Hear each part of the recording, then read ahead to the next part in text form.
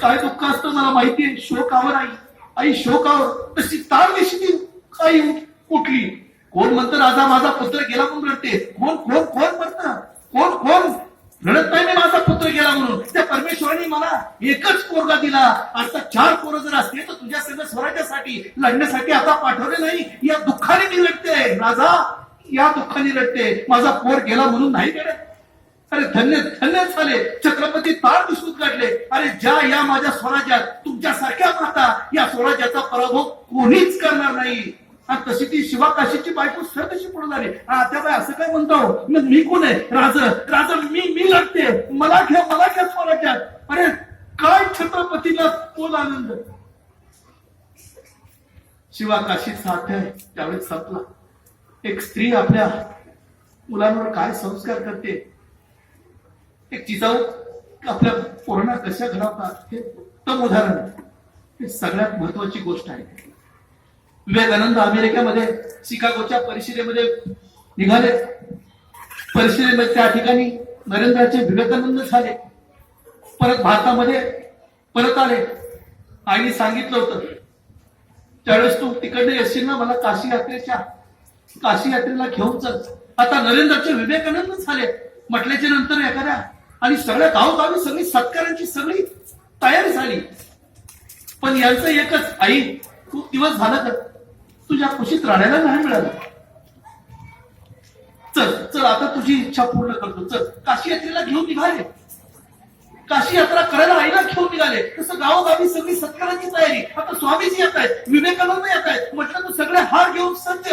आता विवेकानंदांच्या गळ्यात हार टाकायचे. पण त्याच वेळेस विवेकानंद सरदिशी बाजूला व्हायचे, आईला पुढे करायचे. आणि तो विवेकानंदांच्या गळ्यात हार पडण्याऐवजी त्या आईच्या गळ्यात पडायचा.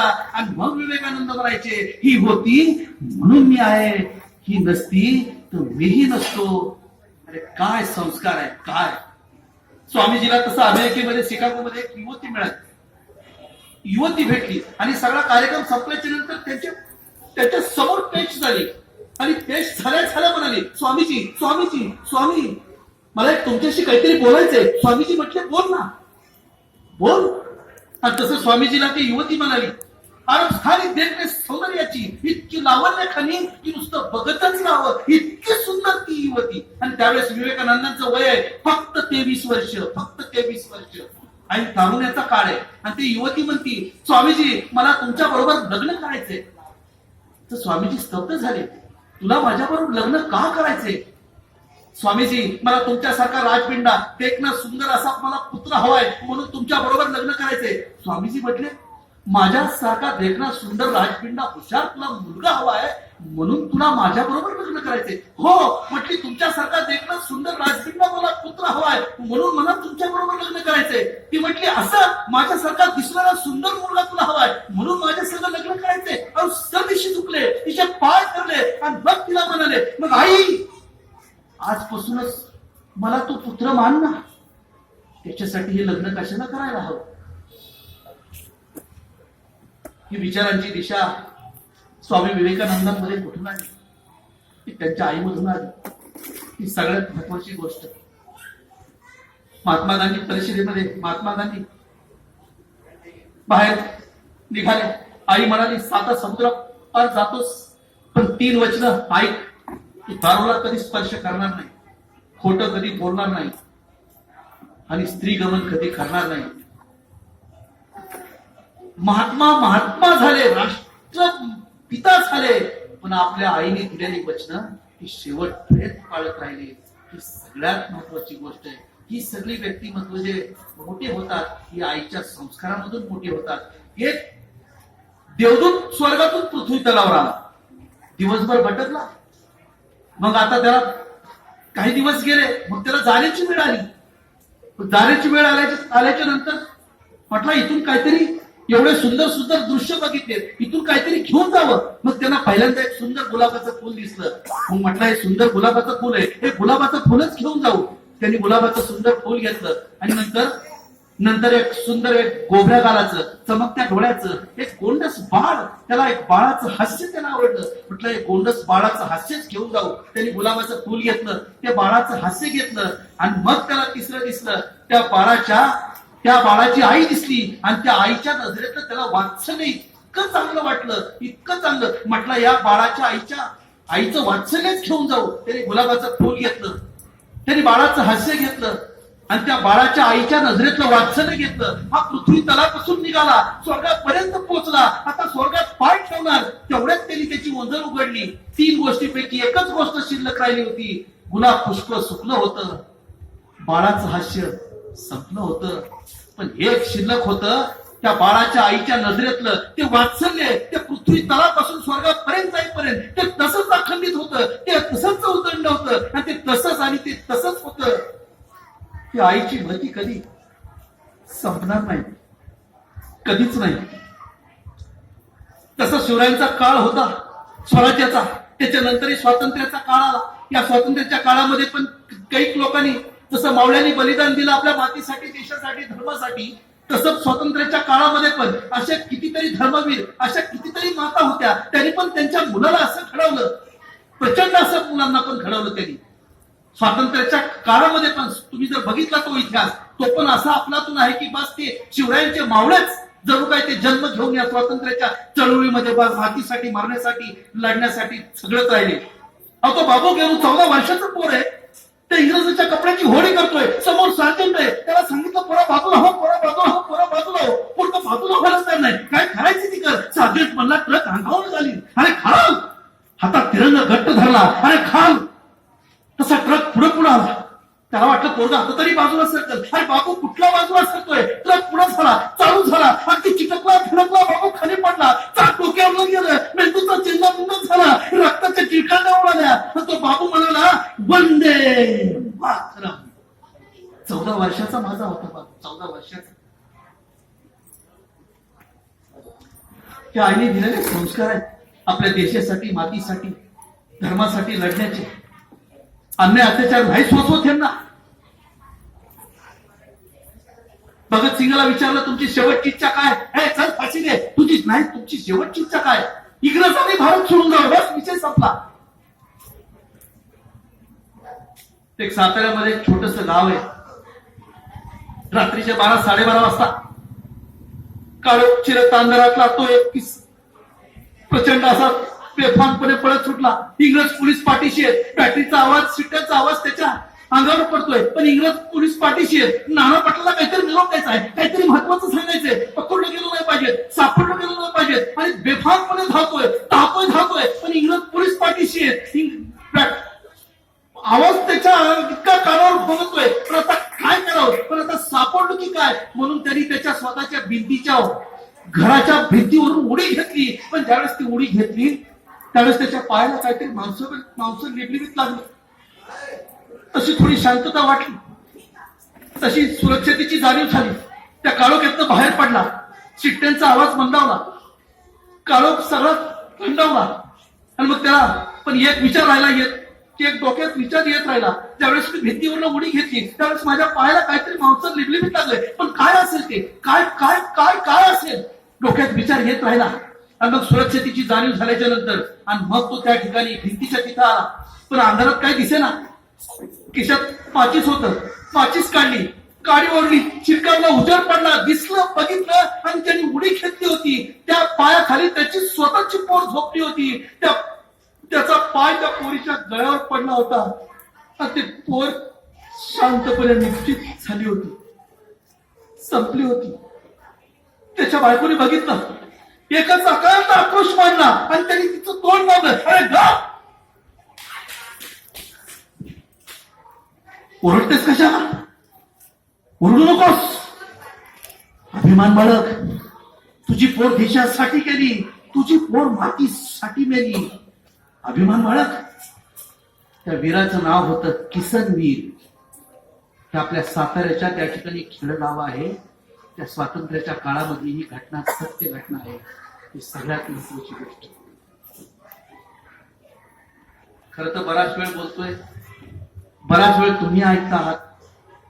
खरं तर खरं बोललं तर खरं वाटत नाही, बरं बोललं तर खरं वाटत नाही. त्यामुळे कुठंतरी पाठीमागून जरा धुसफूस होण्याची शक्यता असते.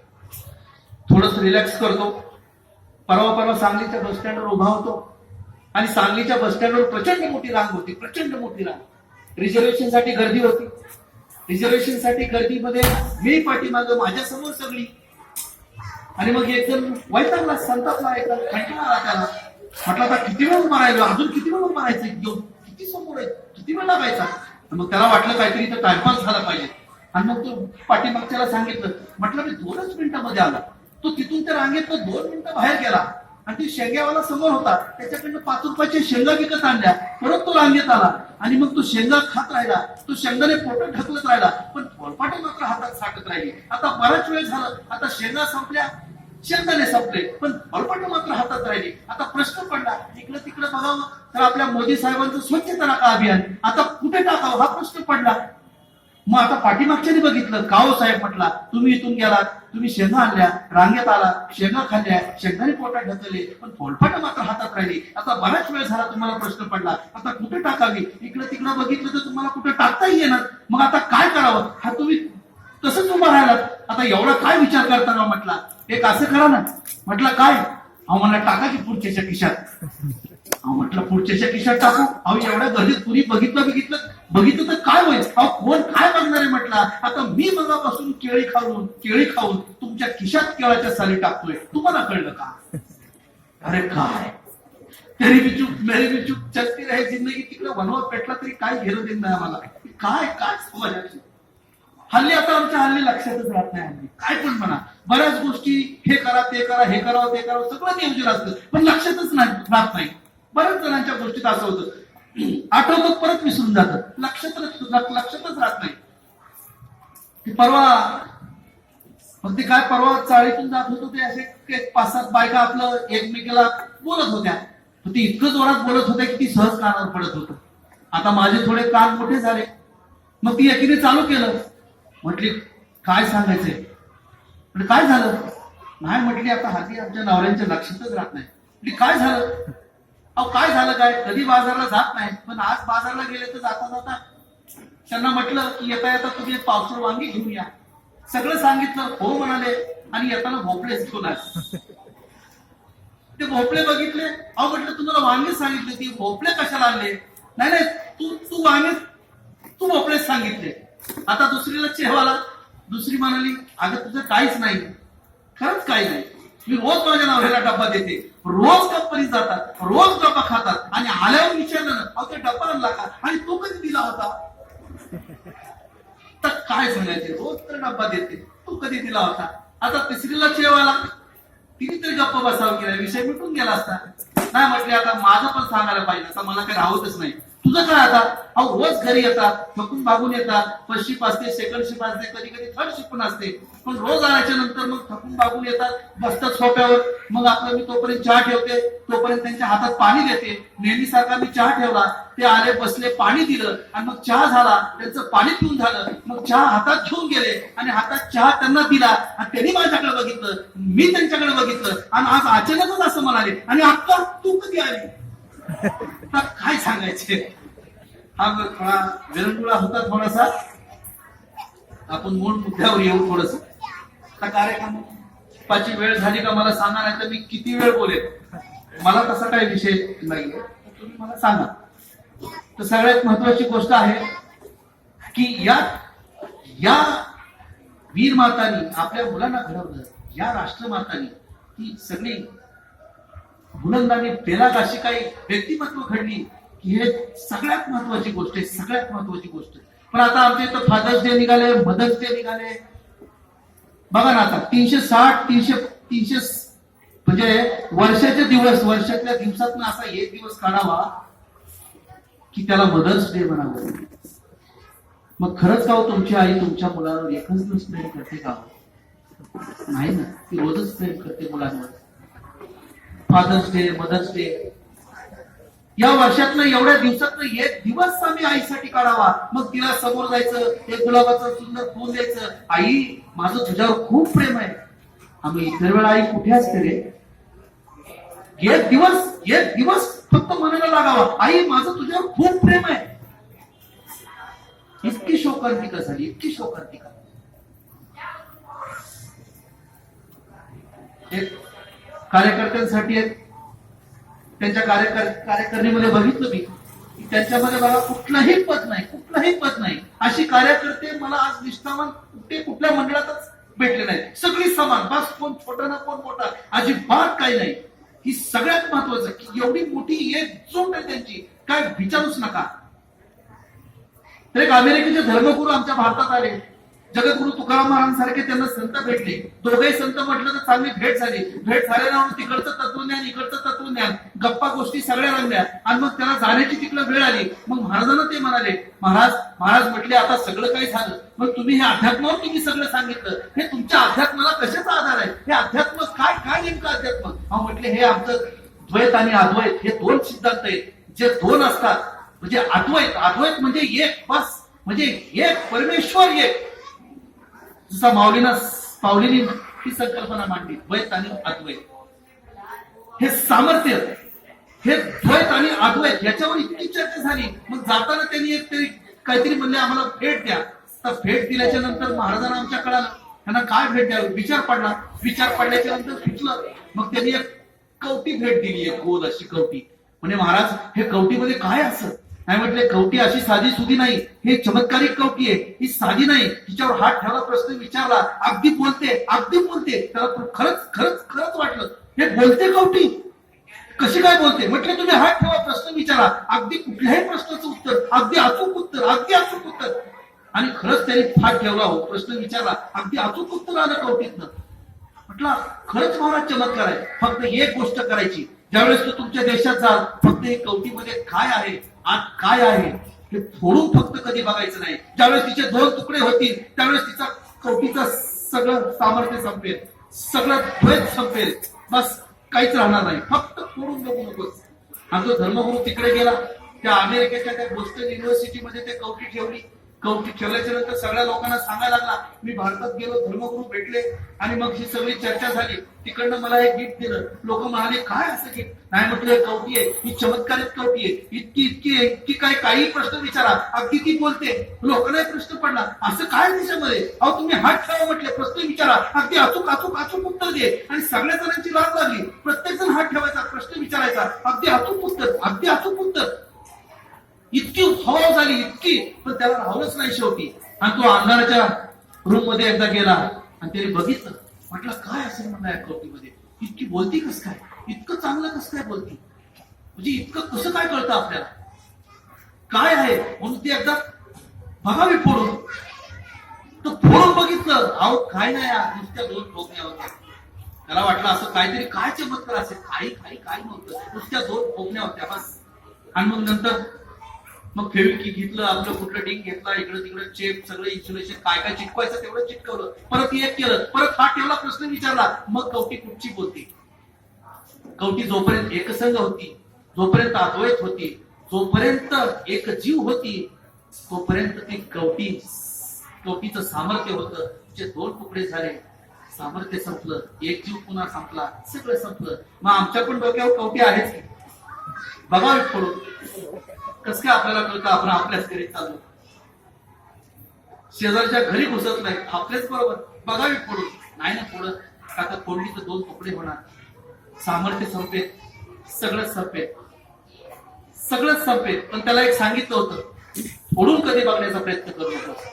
जोपर्यंत कवटी एक होती तोपर्यंत ती बोलत होती, जोपर्यंत कवटी एक होती तोपर्यंत अखंड होती, जोपर्यंत ती कवटी एक होती तोपर्यंत तिच्यातला अद्वैत होतं, जोपर्यंत कवटी एक होती म्हणून तिच्यातलं सामर्थ्य होतं, जोपर्यंत कवटी एक होती म्हणून ते सगळं सामर्थ्य स्थिर होती. पण आता तुकडे केले की विषय सगळा संपला. आम्ही काय केलं? आम्ही अवकाश गंगा शोधल्या, तो पृथ्वी, तो सूर्य, तो चंद्र, ते तारे. मग त्याचे परत तुकडे केले. मग त्याच्यामध्ये आम्ही तो चीन, तो जपान, तो रशिया, तो इंडिया, ते त्या देशाचे परत तुकडे केले. त्याच्यात परत ते आम्ही खंडांचे शोध लावले. तो आशिया खंड, तो आफ्रिका खंड, तो अंटार्क्टिका खंड, या खंडाचे परत तुकडे केले. मग मोठ्या जिल्ह्यामध्ये आलो. त्याचा जिल्हा, माझा जिल्हा, ह्याचा जिल्हा, त्याचा जिल्हा, जिल्ह्याचे परत तुकडे, ह्याचा तालुका, त्याचा तालुका, त्याचा तालुका, ह्याचा तालुका, तालुक्याचे परत तुकडे, ह्याचं गाव, माझं गाव, त्याचं गाव, ह्याचं गाव, गावाचे परत तुकडे,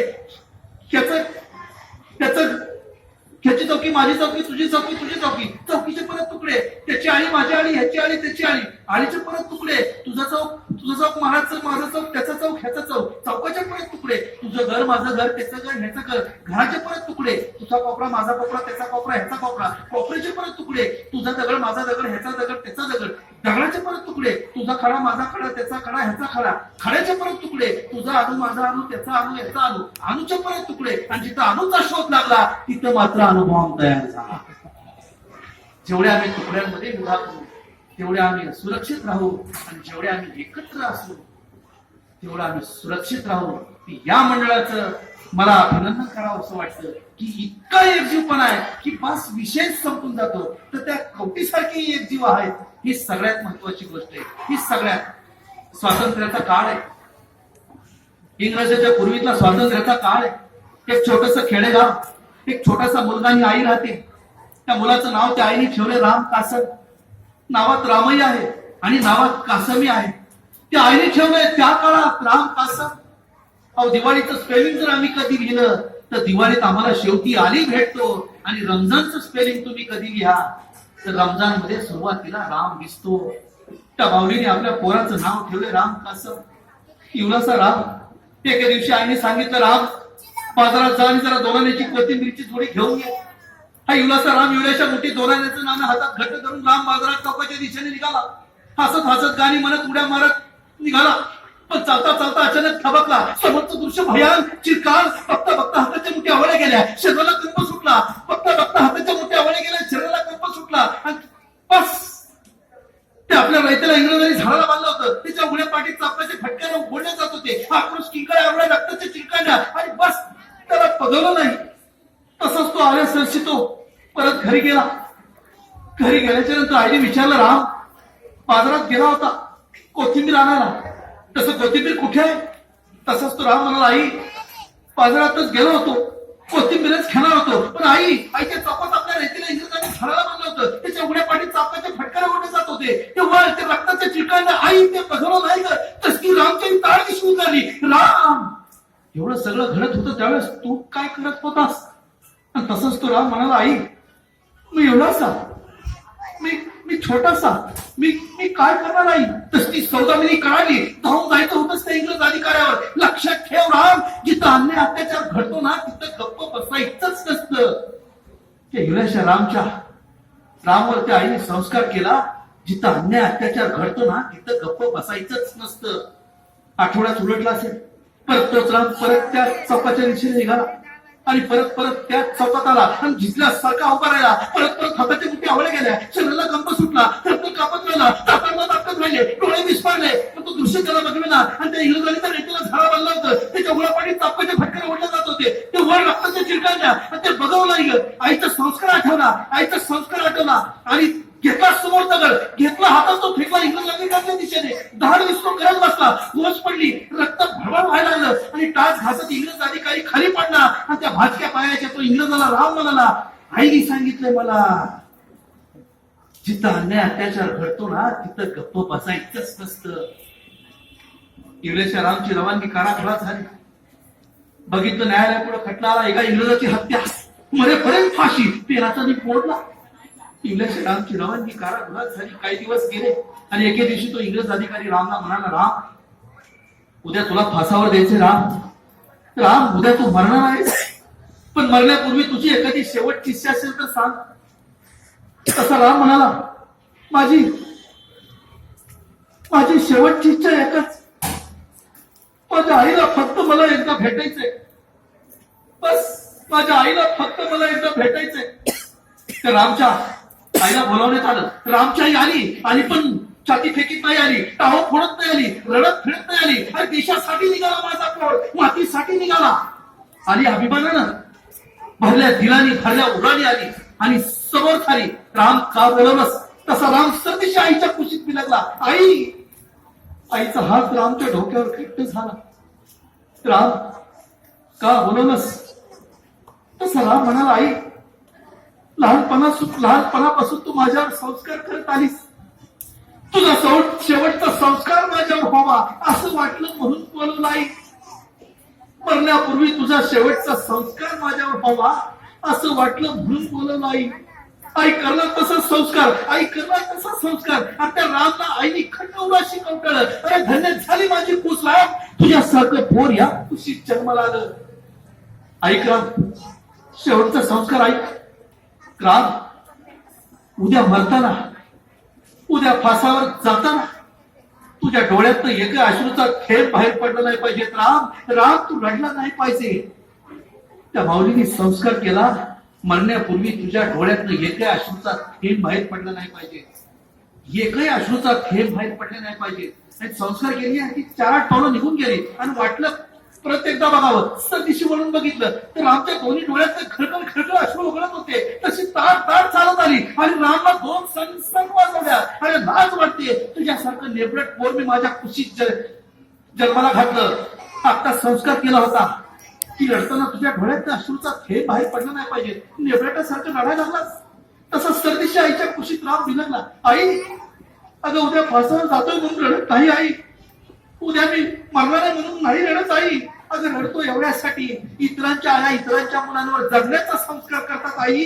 पण मला माझी आई अशी मिळाली की माझ्यावर मरण्याचा संस्कार करते. आई डोळ्यात पाणी आलं ना, या तुझ्या या संस्कारामुळे डोळ्यात पाणी आलं आई. आई तर सांगत होतो परमेश्वराला, अरे दिलासच असा पुढचा जन्म, ह्याच आईला माझी आई म्हणून पाठव आई. आई सांग ना, येशील ना पुढच्या जन्मी, होशील ना माझी आई, करशील ना तू राष्ट्रासाठी देशासाठी पुन्हा तसा संस्कार. आता रामच्या आईनी रामला घट्ट उरा शिकवटलं. अरे धन्य झाली माझी राम, ऊस तुझ्यासारखं पोर या खुशीत जन्माला आलं. आणि धन्य आहे ते पोर त्या मातीसाठी देशासाठी भर बनणारी माता त्या पोराच्या वाट्याला आली. तेवढं संपवतो आणि आपली रजा घेतो. गणेश मित्र मंडळांना मनपूर्वक माझ्या पुढच्या कार्याला शुभेच्छा आणि धन्यवाद. थांबतो. जय शिवराय.